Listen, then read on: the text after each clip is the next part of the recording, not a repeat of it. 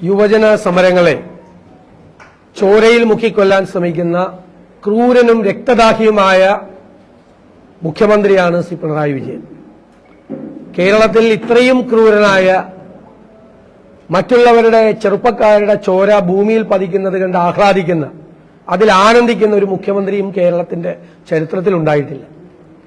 തനിക്കെതിരെ സമരം ചെയ്യുന്നവരെല്ലാം അടിച്ചമർത്തപ്പെടേണ്ടവരാണ്. ഒരു പ്രതിഷേധവും തനിക്ക് എതിരായി ഉണ്ടാകാൻ പാടില്ല എന്ന് നിർബന്ധ ബുദ്ധി പിടിക്കുന്ന ഏകാധിപതിയായ ഭരണാധികാരിയാണ് പിണറായി വിജയൻ. സംസ്ഥാന വ്യാപകമായി പോലീസിനെ ഉപയോഗിച്ചും ക്രിമിനലുകളെ ഉപയോഗിച്ചും കേരളത്തിലെ ചെറുപ്പക്കാരെ, സമരം ചെയ്യുന്ന ചെറുപ്പക്കാരെ പിണറായി വിജയന്റെ നേതൃത്വത്തിൽ ഒരു സംഘം വേട്ടയാടുകയാണ്. ഇന്നലെ ആലപ്പുഴയിൽ നടന്നത് അതിക്രൂരമായ സംഭവമാണ്. അവിടെ യൂത്ത് കോൺഗ്രസ് ജില്ലാ പ്രസിഡന്റിനെ 20ഓളം പോലീസുകാർ വളഞ്ഞു വെച്ചാണ് മർദ്ദിച്ചത്. ചോര തലയിൽ നിന്ന് ഒഴുകുമ്പോഴും പോലീസുകാർ ക്രൂരമായി അദ്ദേഹത്തെ മർദ്ദിച്ചുകൊണ്ടിരിക്കുകയായിരുന്നു. 20ഓളം പേർ. ഇന്നലെ പെൺകുട്ടികളെ തലക്കടിച്ചത് അവിടുത്തെ പുരുഷ പോലീസുകാരായിരുന്നു. പെൺകുട്ടികളോടും ക്രൂരമായിട്ടാണ് പെരുമാറിയത്. നേരത്തെ തിരുവനന്തപുരത്ത് സമരം നടന്നപ്പോൾ മഹിജ എന്ന പെൺകുട്ടിയുടെ മൂക്കിന്റെ പാലമാണ് ലാത്തിവെച്ച് അടിച്ചു തകർത്തത്. വേറൊരു പെൺകുട്ടിയുടെ കണ്ണിലാണ് പോലീസ് ലാത്തിവെച്ച് അടിച്ചത്. മറ്റൊരു പെൺകുട്ടി വീണ് കിടന്നപ്പോൾ അവരുടെ മുടിയിൽ ചവിട്ടിയാണ് നിന്നത്. കണ്ണൂരിലും പെൺകുട്ടികൾക്ക് നേരെ ക്രൂരമായ ആക്രമണം, കൈ തല്ലി ഒടിച്ചത് ഉൾപ്പെടെയുള്ള ക്രൂരമായ ആക്രമണങ്ങൾ ഉണ്ടായി. ഇന്നലെ വളരെ ഗുരുതരമായി ആണ് പെൺകുട്ടികൾക്കടക്കം ആലപ്പുഴയിലെ ലാത്തിചാർജിൽ പരിക്കേറ്റത്. ക്രൂരമായി യുവജന സമരങ്ങളെ കൈകാര്യം ചെയ്യാൻ മുഖ്യമന്ത്രി പിണറായി വിജയൻ നിർദ്ദേശം കൊടുത്തിരിക്കുകയാണ്. അതിനെതിരായ അതിശക്തമായ പ്രതിഷേധവും പ്രതികരണവും ഉണ്ടാകും. യൂത്ത് കോൺഗ്രസ് സംസ്ഥാന പ്രസിഡന്റിനെ ഒരു കാലത്തും കാണാത്ത രീതിയിൽ വീട്ടിൽ നിന്ന് വെളുപ്പാങ്കാലത്തെ അറസ്റ്റ് ചെയ്ത് ജയിലിൽ അടച്ചിരിക്കുകയാണ്. എന്നിട്ട് അദ്ദേഹം ജാമ്യം കിട്ടി പുറത്തു വരുമെന്ന് കണ്ടപ്പോൾ അദ്ദേഹത്തിനെതിരായി വീണ്ടും ഇന്ന് പുതിയ 3 കേസുകൾ ഉണ്ടാക്കിയിരിക്കുകയാണ്. സംസ്ഥാന വ്യാപകമായി ധാരാളം നൂറുകണക്കിന് ചെറുപ്പക്കാർക്ക് നേരെ കേസുകൾ എടുത്തുകൊണ്ടേയിരിക്കുകയാണ്. എന്നിട്ട് അവരുടെ വീടുകളിൽ മുഴുവൻ പോലീസ് കയറിക്കൊണ്ടിരിക്കുകയാണ്. ഒരു കാലത്തും ഇല്ലാത്ത തരത്തിലാണ്, കേരളത്തിന്റെ ചരിത്രത്തിൽ ഒരു കാലത്തും ഇല്ലാത്ത തരത്തിൽ പോലീസിനെ കൊണ്ട് യുവജനങ്ങളെ വേട്ടയാടുകയാണ്. എല്ലാവരുടെയും വീടുകളിൽ പോലീസ് കയറുകയാണ്. അർദ്ധരാത്രിയിലും വെളുപ്പാങ്കാലത്തും വീടിനകത്തേക്ക് പോലീസ് ഇരച്ചു കയറുകയാണ്. ഈ സ്ഥിതിയാണ് മുന്നോട്ട് പോകുന്നതെങ്കിൽ ഞങ്ങൾ ഇതുവരെ ചെയ്തുകൊണ്ടിരുന്ന സമീപനത്തിന് മാറ്റം ഉണ്ടാകേണ്ടി വരും. ഇതുകൊണ്ട് ആരും സമരം നിർത്താൻ പോകുന്നില്ല എന്ന് മുഖ്യമന്ത്രി മനസ്സിലാക്കണം. നിങ്ങൾക്കെതിരായിട്ടുള്ള പ്രതിഷേധം, നിങ്ങൾ ഈ കേരളത്തെ തകർത്തതിനെതിരായിട്ടുള്ള നിങ്ങൾക്കെതിരായിട്ടുള്ള പ്രതിഷേധം ഇനിയും ഉണ്ടാകും. അത് അതിന്റെ 100 ഇരട്ടി ശക്തിയായി, നിങ്ങൾ അടിച്ചമർത്താൻ ശ്രമിക്കുന്നതിന്റെ 100 ഇരട്ടി ശക്തിയോടുകൂടി ഞങ്ങൾ ആഞ്ഞടിക്കും. നിങ്ങൾ വിഷയം മാറ്റാൻ ശ്രമിക്കുകയാണെങ്കിൽ വിഷയം മാറ്റാൻ കഴിയില്ല. നിങ്ങൾ അഴിമതിക്കാരനായ മുഖ്യമന്ത്രിയാണ്. നിങ്ങളുടെ കുടുംബവും അഴിമതിയിൽപ്പെട്ടിരിക്കുകയാണ്. നിങ്ങൾ കുടുംബത്തിന് വേണ്ടിയിട്ടാണ് നിങ്ങൾ ഈ അഴിമതി മുഴുവൻ ചെയ്യുന്നത്. അതുകൊണ്ട് നിങ്ങളും നിങ്ങളുടെ കുടുംബവും ചെയ്യുന്ന അഴിമതികൾ എണ്ണി ഞങ്ങൾ പുറത്തു കൊണ്ടുവരും. നിങ്ങളെ കേരളത്തിന്റെ മുമ്പിൽ നിങ്ങളുടെ പൊയ്മുഖം അനാവരണം ചെയ്ത് നിങ്ങൾ അഴിമതിക്കാരനും ക്രൂരനും രക്തദാഹിയുമായ മുഖ്യമന്ത്രിയാണ് എന്ന് ഞങ്ങൾ കേരളത്തിലെ ജനങ്ങളെ ഞങ്ങൾ ബോധ്യപ്പെടുത്തും. അതിനുള്ള പരിപാടികളുമായിട്ടാണ് ഇന്ത്യൻ നാഷണൽ കോൺഗ്രസും UDFും മുന്നോട്ട് പോകാൻ ആഗ്രഹിക്കുന്നത്. ഈ സർക്കാരുമായി ഒരു വിട്ടുവീഴ്ചയ്ക്കും ഞങ്ങൾ തയ്യാറല്ല. സർക്കാരിന്റെ മുമ്പിൽ ഒരു കാര്യത്തിലും ഞങ്ങൾ മുട്ടുമുടക്കില്ല. ഞങ്ങളുടെ കുഞ്ഞുങ്ങളുടെ ചോര വീണ ഈ മണ്ണിൽ നിന്നുകൊണ്ട് ഞങ്ങൾ ഈ സർക്കാരിനെതിരായിട്ടുള്ള ഞങ്ങളുടെ പ്രതിഷേധവും ഞങ്ങളുടെ എല്ലാവിധത്തിലുള്ള സമരപരിപാടികളും ഇതിനേക്കാൾ ശക്തിയായി ഞങ്ങൾ മുന്നോട്ട് കൊണ്ടുപോകാനുള്ള തീരുമാനമാണ് പാർട്ടി എടുത്തിരിക്കുന്നത്. കരുവന്നൂരിൽ കോടികളുടെ അഴിമതിയാണ് നടന്നിരിക്കുന്നത്. ആ അഴിമതിയിൽ 1ാം പ്രതി CPM ആണ്. 1ാം പ്രതി CPM നേതാക്കന്മാരാണ് അവിടെ പണം പാർക്ക് ചെയ്തിട്ടുള്ളത്. അവർ നടത്തിയ അഴിമതിയുടെ പണമാണ് അവിടെ ചെയ്തിട്ടുള്ളത്. തെറ്റായ ആളുകൾക്ക് ലോൺ കൊടുക്കാൻ വേണ്ടി ഇന്ന് മന്ത്രിമാരായിരിക്കുന്ന ആളുകൾ വരെ അവിടെ നിർദ്ദേശം നൽകി എന്ന് മൊഴി കിട്ടിയിരിക്കുകയാണ്. എൻഫോഴ്സ്മെന്റ് ഡയറക്ടറേറ്റും മൊഴി കിട്ടിയിരിക്കുകയാണ്. മന്ത്രി പി രാജീവ് അദ്ദേഹം ന്യായീകരിക്കാൻ ശ്രമിക്കുകയാണ്. അദ്ദേഹത്തിനെതിരായിട്ട് ബാങ്കിന്റെ സെക്രട്ടറി ആയിരുന്ന ഒരാൾ കൊടുത്തിരിക്കുന്ന മൊഴിയാണ് അനാവശ്യമായി സ്വാധീനിച്ച് തെറ്റായ ഒരു ലോൺ കൊടുക്കാൻ ശ്രമിച്ചു എന്നുള്ളതാണ്. 500 കോടി രൂപയുടെ അഴിമതി പാവപ്പെട്ട ജനങ്ങളെ കബളിപ്പിച്ചതിൽ 1ാം പ്രതി CPM ആണ്. CPMന്റെ ഉത്തരവാദിത്തപ്പെട്ട നേതാക്കന്മാരെല്ലാം അതിൽ പ്രതികളാണ്. പാർട്ടി അതിന് ഉത്തരം പറഞ്ഞേ മതിയാകൂ, മന്ത്രി അതിന് ഉത്തരം പറഞ്ഞേ മതിയാകൂ, മന്ത്രിക്ക് അതിൻ്റെ അകത്ത് ഉത്തരവാദിത്വമുണ്ട് എന്ന കാര്യത്തിൽ സംശയമില്ല. CPM-ന്റെ തൃശ്ശൂരിലെ നേതാക്കന്മാർക്കും മറ്റ് പുറത്തുനിന്നുള്ള നേതാക്കന്മാർക്കും ഈ വലിയ അഴിമതിയിൽ പങ്കുണ്ട് എന്ന കാര്യത്തിൽ സംശയമില്ല. നാട്ടുകാരുടെ പണമെടുത്തിട്ടാണ് ഇവരെല്ലാവരും ഈ അഴിമതി ചെയ്തിരിക്കുന്നത് എന്ന കാര്യത്തിൽ ഒരു സംശയം ഇല്ല. അതുകൊണ്ട് ഇത് ED എന്താണ് ചെയ്യാൻ പോകുന്നത് എന്നാണ് ഞങ്ങൾ നോക്കിയിരിക്കുന്നത്.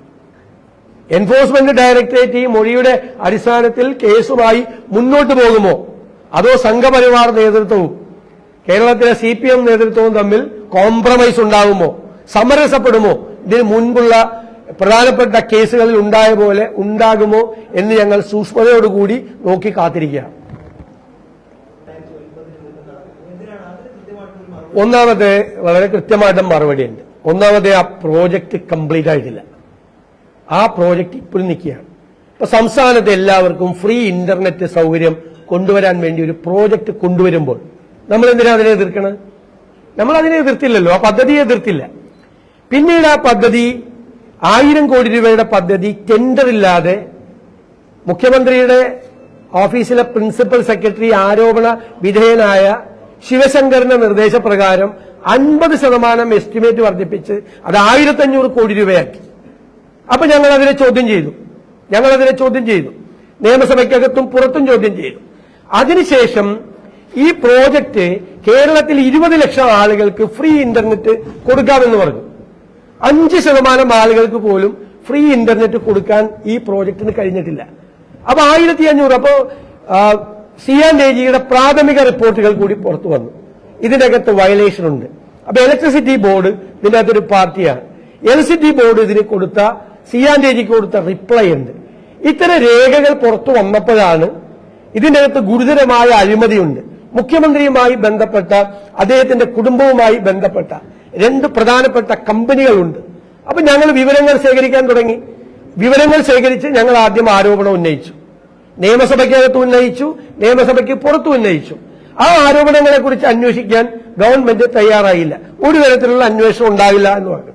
അപ്പൊ ആർട്ടിഫിഷ്യൽ ഇന്റലിജൻസ് ക്യാമറയും K-ഫോണിലും സമാനമായ അഴിമതിയാണ്. ഇതിനകത്ത് കൂടുതൽ എമൗണ്ടാണ്. അപ്പൊ ആർട്ടിഫിഷ്യൽ ഇന്റലിജൻസ് ക്യാമറയുമായി ബന്ധപ്പെട്ട് ഞങ്ങൾ കോടതിയിൽ ഞാനും ശ്രീ രമേശ് ചെന്നിത്തലയും കൂടി റിറ്റ് പെറ്റീഷൻ കൊടുത്തു. അത് കോടതി ഫയലിൽ സ്വീകരിച്ച് അതിന്റെ ബാക്കിയുള്ള നടപടിക്രമങ്ങൾ നടന്നുകൊണ്ടിരിക്കുകയാണ്. അന്ന് തന്നെ K-ഫോണിന്റെ കാര്യത്തിലും നിയമപരമായ ഞങ്ങൾ നേരിടും, നിയമപരമായ മാർഗങ്ങൾ അന്വേഷിക്കും എന്ന് പറഞ്ഞിരുന്നു. അതിന്റെ തുടർച്ചയായി കുറെ കൂടെ ഡോക്യുമെന്റ്, വളരെ കൃത്യമായിട്ടുള്ള ഡോക്യുമെന്റ് കിട്ടിയപ്പോൾ ഞങ്ങൾ കോടതിയിൽ പോയി. അതെങ്ങനെയാണ് പബ്ലിസിറ്റി ഇൻട്രസ്റ്റ് ആകുന്നത്? എങ്ങനെയാണ് പബ്ലിസിറ്റി? ഇപ്പൊ ഞാൻ നിങ്ങളോട് സംസാരിച്ചാൽ എനിക്ക് പബ്ലിസിറ്റി കിട്ടും ഇല്ലേ? അല്ലെങ്കിൽ ഞാനൊരു യോഗത്തിൽ പോയി സംസാരിച്ചാൽ പബ്ലിസിറ്റി കിട്ടും. കോടതി പോയാൽ എന്ത് പബ്ലിസിറ്റിയാണ് കിട്ടുന്നത്? അതെനിക്ക് മനസ്സിലാകുന്നില്ല. ഞാനൊരു അഭിഭാഷകനാണ്, ഞാനൊരു നിയമ വിദ്യാർത്ഥിയാണ്, ഞാനൊരു നിയമജ്ഞനാകണമെന്ന് ജീവിതത്തിൽ ആഗ്രഹിച്ച ഒരാളാണ്. ഹൈക്കോടതിയിൽ പ്രാക്ടീസ് ചെയ്തിരുന്ന അഭിഭാഷകനാണ്. അഭിഭാഷകൻ എന്നുള്ള നിലയിൽ ഞാൻ പബ്ലിക് ഇൻട്രസ്റ്റ് ലിറ്റിഗേഷൻ കൊടുത്തിട്ടുണ്ട്. കോടതിയിൽ നിന്ന് അനുകൂലമായ പ്രതികരണം കിട്ടിയിട്ടുണ്ട്. മൂന്നാറിലെ ഈ സ്ഥല കച്ചവടം ഉദ്യോഗസ്ഥന്മാരും ചേർന്ന് നിന്നുകൊണ്ട് ഭൂമി കയ്യേറിയതിനെതിരായിട്ടാണ് ഞാൻ ആദ്യം കൊടുത്ത 1900-ന്റെ തുടക്കത്തിൽ ഞാൻ അഭിഭാഷകനായപ്പോൾ കൊടുത്തതിൽ കോടതിയിൽ നിന്ന് അനുകൂലമായി കിട്ടിയിട്ടുണ്ട്. അപ്പൊ എനിക്ക് പബ്ലിക് ഇൻട്രസ്റ്റ് ലിറ്റിഗേഷൻ എന്താണ്, പൊതു താൽപര്യ ഹർജി എന്താണ് ഭരണഘടന? ഞാൻ ഇപ്പോഴും ഭരണഘടനയെയും നിയമത്തെയും നീതിന്യായ സംവിധാനത്തെയും ബഹുമാനിക്കുന്ന ഒരാളാണ്. കാരണം ജനങ്ങൾ വിചാരിക്കുന്നത് ഭരണകൂടങ്ങളിൽ നിന്ന് നീതി കിട്ടിയില്ലെങ്കിൽ നീതി കോടതിയിൽ നിന്ന് കിട്ടും എന്നാണ് പ്രതീക്ഷിക്കുന്നത്. പബ്ലിസിറ്റിക്ക് വേണ്ടി കോടതി പോകണ്ടല്ലോ. നിങ്ങളെ കണ്ടാ പോലെ പബ്ലിസിറ്റി കോടതി പോയാൽ എങ്ങനെ പബ്ലിസിറ്റി കിട്ടുന്നു? നിങ്ങളെ കണ്ട പബ്ലിസിറ്റി കിട്ടും. നിങ്ങൾ ഞാൻ പറയുന്ന കാര്യങ്ങൾ അല്ലെങ്കിൽ ഞങ്ങൾ പറയുന്ന കാര്യങ്ങൾ നിങ്ങൾ വാർത്തയാക്കി മാധ്യമങ്ങളിലൂടെ വരും. കോടതി പോകുന്നത് നീതി തേടിയാണ് പോകുന്നത്. നീതി തേടി കോടതി പോകുമ്പോൾ കോടതി വിമർശിക്കുകയല്ല ചെയ്തിരിക്കുന്നത്, തന്നെ പരിഹസിക്കുകയാണ് ചെയ്തിരിക്കുന്നത്.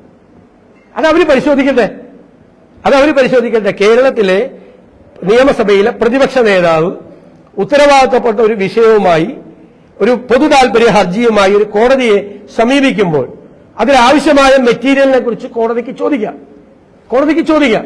ഒരു തെറ്റുമില്ല കാര്യത്തിൽ. എന്തെല്ലാമാണ് വേണ്ടത്, എന്തെല്ലാം കാര്യങ്ങളാണ് വേണ്ടത് ചോദിക്കും, സാധാരണ ചോദിക്കും. അതെല്ലാം ഞങ്ങൾ കിട്ടാവുന്നത്രയും ഡോക്യുമെന്റ് വെറുതെ ഒരു പത്ര കട്ടിങ്സിന്റെ അടിസ്ഥാനത്തിൽ ചിലപ്പോൾ പബ്ലിക് ഇൻട്രസ്റ്റ് ലിറ്റിഗേഷൻ കൊടുക്കും ചിലര്. അങ്ങനെയല്ല കൊടുത്തിരിക്കുന്നത്. ഒരു വലിയ ഡോക്യുമെന്റാണ്. ക്യാമറയെ സംബന്ധിച്ച് ഞങ്ങൾ ഇങ്ങനെ ഒരു പരാതി കൊടുത്തപ്പോൾ പരാതിക്കാരായ ഞങ്ങളെ അപ്രീഷിയേറ്റ് ചെയ്യാണ് ഇത് ഹൈക്കോടതി. അന്നത്തെ ചീഫ് ജസ്റ്റിസും ഡിവിഷൻ ബെഞ്ചും അപ്രീഷിയേറ്റ് ചെയ്തു. കാരണം രാഷ്ട്രീയത്ത് സ്ഥാനങ്ങളിൽ ഇരിക്കുന്ന ആളുകൾ ഇത്രയും ശ്രദ്ധയോടുകൂടി ഇത്തരം അഴിമതി കാര്യങ്ങളിൽ ഇടപെടുന്നത് പ്രോത്സാഹജനകമാണ് എന്ന് ചോദിച്ച് ഈ അഴിമതി നിയന്ത്രിക്കുന്നതിന് വേണ്ടി നിങ്ങൾക്കുള്ള നിർദ്ദേശങ്ങൾ കൂടി കോടതി ചോദിക്കുകയും ഞങ്ങളതിന് അഫിഡവിറ്റ്, പ്രത്യേകമായ അഫിഡവിറ്റ് സമർപ്പിക്കുകയും ചെയ്തു. ഇത് വിമർശനമല്ല, ഇത് പരിഹാസമാണ്. അപ്പൊ അങ്ങനെ പരിഹസിച്ചാൽ നീതി തേടി കോടതിയിൽ പോകുന്ന ഉത്തരവാദിത്തപ്പെട്ട ആളുകളെ, ഞാൻ ഒരു റെസ്പോൺസിബിൾ ആയിട്ടുള്ള ആളല്ലേ, അല്ലേ, ഒരു പദവിയിലിരിക്കുന്ന ആളല്ലേ, ഞാൻ ഒരു ഡോക്യുമെന്റുമായി കോടതിയിൽ പോകുമ്പോൾ ഞാനതിന് മറുപടി പറയില്ല. കാരണം ഞാൻ നീതിന്യായ വ്യവസ്ഥയെ ബഹുമാനിക്കുന്ന ആളാണ്. പക്ഷെ അങ്ങനെ ചെല്ലുന്ന ആളുകളെ പരിഹസിച്ചാൽ നീതിന്യായ സംവിധാനത്തെക്കുറിച്ചുള്ള ആളുകളുടെ വിശ്വാസവും പ്രതീക്ഷയും അവസാനത്തെ റിസോർട്ടാണിത്, അല്ലേ? ചെല്ലുമ്പോൾ ആളുകൾക്കുണ്ടാകുന്ന നിരാശ എന്തായിരിക്കും? എന്നെ പോലെ ഒരാൾക്കുണ്ടായാൽ ബാക്കി കോടതിയിൽ നീതി തേടി പോകുന്ന സാധാരണക്കാരായ ഒരു മനുഷ്യന് കോടതിയിൽ നിന്ന് എന്ത് നീതി കിട്ടും എന്ന് അവർ വിചാരിച്ചാൽ അവരെ കുറ്റപ്പെടുത്താൻ പറ്റില്ല. പക്ഷെ എനിക്കിപ്പോഴും നീതിന്യായ വ്യവസ്ഥിതിയിൽ വിശ്വാസമുണ്ട്. എന്റെ ഹർജി തള്ളിയിട്ടില്ലല്ലോ, എന്റെ ഹർജി പെൻഡിങ്ങിൽ വെച്ചിരിക്കുകയാണ്. അത് അഡ്മിറ്റ് ചെയ്യണോ വേണ്ടതെന്ന് ഗവൺമെന്റിനോട് കൗണ്ടർ അഫിഡവിറ്റ് ഫയൽ ചെയ്യാൻ പറഞ്ഞിരിക്കുകയാണ്. സാധാരണ ചിലപ്പോൾ ചില കാര്യങ്ങൾ മാത്രമേ അഡ്മിഷൻ സ്റ്റേജിൽ അത് സ്വീകരിക്കുകയുള്ളൂ. അല്ലാത്ത സമയത്ത് ചിലപ്പോൾ സർക്കാരിന്റെ കൂടി അഭിപ്രായം കേട്ടിട്ട് ചെയ്യും. അതൊരു പ്രൊസീജിയറാണ്. ആ പ്രൊസീജിയർ നടക്കട്ടെ. ഞാനതിനെ ബഹുമാനത്തോടു കൂടി നോക്കി കാണും.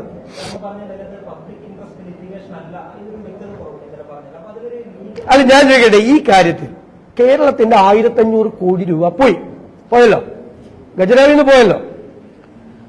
അതിന് പകരം എന്ത് കിട്ടുമെന്നാ പറഞ്ഞത്? 20 ലക്ഷം പേർക്ക് ഫ്രീ ഇന്റർനെറ്റ് സൗകര്യം കിട്ടുമെന്നാ പറഞ്ഞത്. 20 ലക്ഷം പേർക്ക് 5% പോലും കിട്ടുന്നില്ല. ഇത് ഈ പ്രോജക്റ്റ് ഇപ്പൊ വേണ്ട എന്നാണ് പല സർക്കാർ ഓഫീസിൽ നിന്നും പറയുന്നത്. നിങ്ങൾ തന്നെ മാധ്യമങ്ങളിൽ വാർത്ത കൊടുത്തു. ഇത് വേണ്ട, ഈ ഇന്റർനെറ്റ് വേണ്ട, കാരണം ഇത് അവർക്ക് അസൗകര്യം ഉണ്ടാക്കും എന്ന് പറയുന്നത്. അപ്പൊ 1500 കോടി ഈ ധനപ്രതിസന്ധിയുള്ള ഈ സംസ്ഥാനത്ത് ആവശ്യമില്ലാത്ത ഒരു പദ്ധതി എന്നിപ്പോൾ സർക്കാർ ഓഫീസുകൾ പറയാൻ തുടങ്ങിയ ഒരു പദ്ധതിക്ക് വേണ്ടി ചെലവാക്കും. അതിന്റെ പുറകിൽ വ്യക്തമായ അഴിമതി നടന്നിട്ടുണ്ട്. അതിൽ പൊതു താല്പര്യം ഇല്ലെങ്കിൽ പിന്നെ വേറെ ഏത് കാര്യത്തിലാണ് പൊതു താല്പര്യം ഉണ്ടാകും? ആരുടെ പണമാണ് പോയത്? നിങ്ങളല്ല, നിങ്ങൾ കൊടുക്കുന്ന നികുതി പണമാണ് പോയത്. ഇവരുടെ ആരെയും വീട്ടിൽ നിന്ന് കൊടുത്തിരിക്കുന്ന സ്ഥലം വിറ്റ കാശല്ലല്ലോ 1500 കോടി കൊടുത്തേക്കണേ. അതാണ് പബ്ലിക് ഇൻട്രസ്റ്റ്. അത് കോടതിയെ ബോധ്യപ്പെടുത്തും. ഇതിൽ പബ്ലിക് ഇൻട്രസ്റ്റ് എന്താണ് എന്ന് ചോദിച്ചാൽ ഇതാണ് പബ്ലിക് ഇൻട്രസ്റ്റ്. അതിനേക്കാൾ വലിയ പബ്ലിക് ഇൻട്രസ്റ്റ് ഏതാ? അപ്പൊ ഞാനതിങ്ങനെ നോക്കിയിരിക്കണോ? പ്രതിപക്ഷം ഈ 1500 കോടി സാധാരണക്കാരന്റെ പോക്കറ്റിലെ പണം ഇങ്ങനെ ഒഴുകിപ്പോകുന്നു, അഴിമതിയായി പോകുന്നു, റിസൾട്ട് ഉണ്ടാകുന്നില്ല. ഞങ്ങൾ ചിരിച്ചുകൊണ്ട് നിന്നാ മതിയാ? ഞങ്ങൾ നിയമസഭയ്ക്കകത്ത് ലാസ്റ്റ് റിസോർട്ടാണ് കോടതിയിൽ പോയത്. നിയമസഭയ്ക്കകത്ത് പറഞ്ഞു ഇല്ലേ, നിയമസഭയ്ക്ക് പുറത്ത് ആരോപണം ഉന്നയിച്ചു. ഞങ്ങൾ കേരളത്തിലെ സെക്രട്ടേറിയറ്റ് 2 പ്രാവശ്യം ഉപരോധം ഏർപ്പെടുത്തി ഈ അഴിമതി അന്വേഷിക്കണമെന്ന് പറഞ്ഞു. ഇതെല്ലാം കൂടി ക്യാമറയല്ല. അതിനുശേഷം കേരളത്തിൽ എല്ലാ നിയോജക മണ്ഡലങ്ങളിലും വിചാരണ സദസ്സ് നടത്തി സമരം ചെയ്ത് ജനങ്ങളെ ബോധവാന്മാരാക്കി ഈ വിഷയങ്ങളെ പറഞ്ഞുകൊണ്ട്. എല്ലാം കഴിഞ്ഞിട്ടും ഒരു നടപടി എടുക്കില്ല, ഒന്നും ചെയ്യില്ല എന്ന് പറഞ്ഞപ്പോൾ ഈ അഴിമതിക്കാർക്കെതിരായിട്ട് അന്വേഷണം നടത്തണം എന്നാവശ്യപ്പെട്ട് ലാസ്റ്റ് റിസോർട്ടായിട്ട് കോടതിയിൽ പോയി. ഇതിനകത്ത് പബ്ലിക് ഇൻട്രസ്റ്റ് എന്താന്ന് ചോദിച്ചാൽ ഇത് ഞാനും മുഖ്യമന്ത്രി പിണറായി വിജയനും തമ്മിലുള്ള അതിർത്തി തർക്കമല്ലല്ലോ. ഞങ്ങൾ അടുത്തടുത്ത് താമസിക്കുമ്പോൾ ഞങ്ങളുടെ വേലിയിട്ടിരിക്കുന്നത് ശരിയാണോ, പത്തലിട്ടിരിക്കുന്നത് ശരിയാണോ എന്നുള്ള ഞാനും മുഖ്യമന്ത്രി പിണറായി വിജയനും തമ്മിലുള്ള അതിർത്തി തർക്കം ആയിരുന്നെങ്കിൽ ഇതിൽ പൊതു താല്പര്യം ഇല്ല എന്ന് പറയാൻ. ഇത് നിങ്ങളുടെ കാശാണ്, ജനങ്ങളുടെ പണം. ആ ജനങ്ങളുടെ പണം അഴിമതി നടത്തി ദുരുപയോഗം ചെയ്തപ്പോൾ അതിനെ ചോദ്യം ചെയ്യുന്ന പൊതു താല്പര്യം തന്നെയാണ്. അത് ഞങ്ങൾ എല്ലാ പാർട്ടികളും ചർച്ച ചെയ്യും ഇന്ന് നാളെയായിട്ട്. എന്നിട്ട് UDF ചർച്ച ചെയ്യും, എന്നിട്ട് അഭിപ്രായം പറയും. ഇത് കേരളത്തിൽ ഇത് തന്നെയല്ലേ, സ്ത്രീകൾക്കെതിരായി, അല്ലാത്ത ആളുകൾക്കെതിരായി, പ്രതിപക്ഷ നേതാക്കന്മാർ എതിരായിട്ടൊക്കെ സൈബർ ആക്രമണം. സൈബർ ഗുണ്ടകളല്ലേ, സൈബർ ഗുണ്ടകളാണ് സൈബർ ഇടങ്ങളിൽ. ഗവൺമെന്റ് പ്രോത്സാഹിപ്പിക്കുക. മുഖ്യമന്ത്രിക്കെതിരായിട്ട് ആരെങ്കിലും ഒരു പോസ്റ്റ് ഇട്ടാൽ അവരെ അറസ്റ്റ് ചെയ്യുക, സസ്പെൻഡ് ചെയ്യുകയും ചെയ്യും. ഞങ്ങൾക്കെതിരായിട്ട് ആരെന്ത് പറഞ്ഞാലും കേസില്ല, അന്വേഷണം ഇല്ല. അപ്പൊ IT ആക്ട് പോരാ, IT ആക്ടിന് ബലം പോരാ എന്നൊക്കെ പറഞ്ഞുള്ള മറുപടിയാണ് കിട്ടുന്നത്.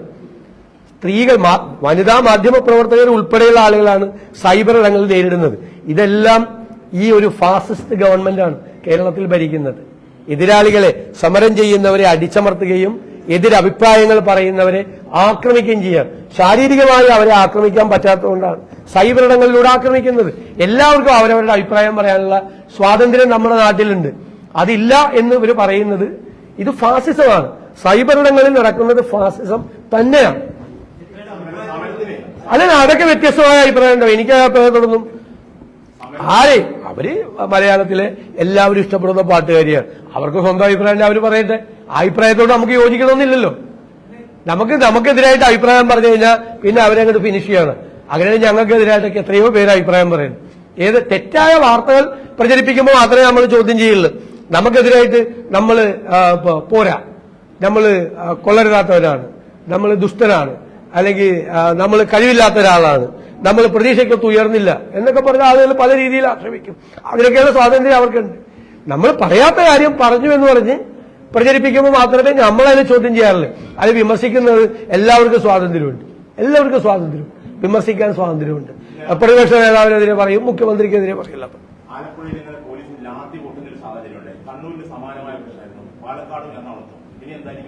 അതാ പറഞ്ഞു, ഞങ്ങൾ ഗൗരവമായിട്ട് ആലോചിക്കുകയാണ്. ഞങ്ങളിപ്പോ പാർട്ടി നേതൃത്വമൊക്കെ ഞങ്ങൾ ചർച്ച ചെയ്യുകയാണ്. വളരെ ഗൗരവത്തോടു കൂടിയാണ് ഞങ്ങൾ ഇതിനെ കൈകാര്യം ചെയ്യാൻ പോകുന്നത്. ഇത്രയും ക്രൂരത, ഞാൻ ഇയാൾ രക്തദാഹിയാണ്. ഇയാൾ മറ്റുള്ളവന്റെ തലയിൽ നിന്ന് പൊട്ടി, കുഞ്ഞുങ്ങളുടെ തല പൊട്ടി ചോര ഒഴുകുന്നത് കണ്ട് മാത്രം ഉറക്കം വരുന്ന ഒരാളായി കേരളത്തിലെ മുഖ്യമന്ത്രി മാറി. രക്തദാഹിയായ ക്രൂരനായ മുഖ്യമന്ത്രിയാണ്. കേരളം ഇതുവരെ ഇദ്ദേഹത്തെ പോലെ ഒരാളെ കണ്ടിട്ടില്ല. ഇയാൾ ആഹ്ലാദിക്കുകയാണ്. ഇയാളെ ചുറ്റും നിന്നൊരു ഉപജാപക സംഘം, ഇയാൾ കരുത്തനായ മുഖ്യമന്ത്രിയാകുന്നത് ഇങ്ങനെയാണ് എന്ന് അയാളെ തെറ്റിദ്ധരിപ്പിക്കുകയാണ്.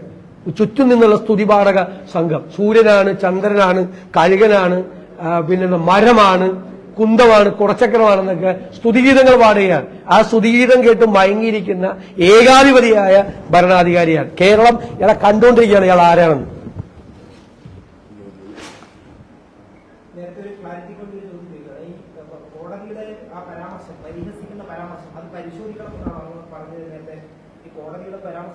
ഇല്ല, ഞാൻ പറഞ്ഞില്ല എന്നും പറഞ്ഞില്ല. ഞാൻ പറഞ്ഞത് ഞാൻ നേരത്തെ പറഞ്ഞപ്പോ 1990 എന്നാണ് പറയേണ്ടത്. 90കളുടെ തുടക്കത്തിലാണ്, 900ന്റെ എന്നാണ്, 1990കളുടെ തുടക്കത്തിലാണ് ഞാൻ പ്രാക്ടീസ് ചെയ്തിരുന്നത്. എത്ര വർഷം മുമ്പ് കോടതി പോയി പബ്ലിക് ഇൻട്രസ്റ്റ് ലിറ്റിഗേഷൻ 93 ഫയൽ ചെയ്തിട്ടുള്ള ആളാണ് ഞാൻ, അഭിഭാഷകനായി. അത് ഗവൺമെന്റ് മനഃപൂർവ്വം ജാമ്യം കിട്ടി ഇദ്ദേഹം പുറത്തിറങ്ങുമ്പോൾ പുറത്തിറങ്ങാതിരിക്കാൻ വേണ്ടി വീണ്ടും കേസെടുക്കുകയാണ്. ഇന്നും കേസെടുത്തിട്ടുണ്ട്. അപ്പൊ വീണ്ടും ജാമ്യം കിട്ടുമ്പോൾ അടുത്ത കേസെടുത്ത് അയാളെ നിരന്തരമായി ജയിലിലടയ്ക്കാൻ. മുഖ്യമന്ത്രി പിണറായി വിജയനോട് ഞാൻ ഒന്ന് പറയുന്നു, ജയിലിന് പുറത്തുള്ള രാഹുൽ മാങ്കൂട്ടത്തിനേക്കാൾ 1000 ഇരട്ടി ശക്തിയുള്ള യൂത്ത് കോൺഗ്രസ് പ്രസിഡന്റായിരിക്കും നിങ്ങൾ ജയിലിൽ അടച്ചിരിക്കുന്ന രാഹുൽ മാങ്കൂട്ടത്തിൽ. അത്രയും വിചാരിച്ചാണ്.